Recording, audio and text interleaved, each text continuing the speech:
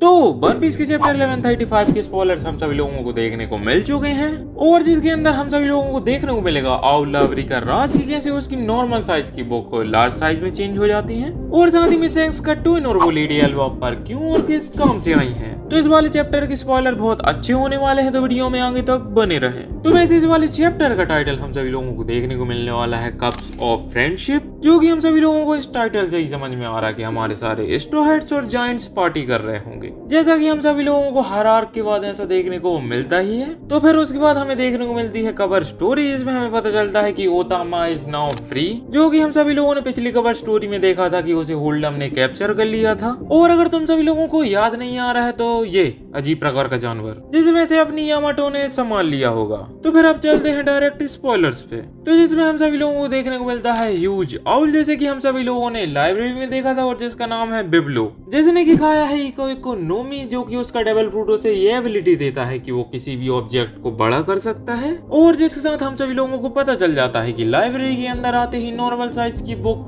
Big size में कैसे change हो जाती है, क्योंकि सभी बुकों को बड़ा करने के पीछे इसी की पावर है। और फिर जिसके बाद सीन चेंज होता है और हमें देखने को मिलता है कोलन, जो कि अपने स्कूल बोरलस में पहुंच चुका है। और अगर तुम में से जितने भी लोग कोलन को नहीं जानते तो ये वाला बच्चा, तो फिर हम सभी लोगों को पता चलता है कि जायंट्स के सभी बच्चे कोलन को हेट करते हैं, क्योंकि वो सभी लोग सोचते हैं कि कोलन बहुत ही ज्यादा रफ और एग्रेसिव है। और अपना कोलन भी उनके बारे में ऐसा ही सोचता है कि they are bunch of nonsense, मतलब कि ये सभी लोग कुछ नहीं बस फालतू की बातें ही करते रहते हैं। और फिर जिसके बाद हमें एक और चीज रिवील होती है और हमें पता चलता है कि कोलन अपना हाफ ह्यूमन है और हाफ जायंट, और जिसकी मदर है रिप्ली, जो कि एक जायंट है और उसके फादर एक ह्यूमन है। कैसे, मतलब कि ओडासन से कहां कनेक्शन घुसा देते हैं बताओ। और वैसे ये वही मोहतरमा है जिनके ऊपर अपना लूफी बैठा था और उन्होंने कुछ ऐसा कहा था, no worry you are just a feather light, जो कि उसने अपनी लूफी के वजन के लिए कहा था, जो कि एक ह्यूमन है। तो मैं क्या ही कहूँ, कोलन के ह्यूमन फादर को और देखना है। और फिर हमें पता चलता है कि कोलन के फादर एक पायरेट है और वो भी उतने ही स्ट्रॉन्ग है जितने की जायंट वॉरियर्स। तो फिर सीन चेंज होता है और जिसके बाद हमें देखने को मिलते हैं रॉबिन, फ्रैंकी, ब्रुक और जिम्बे,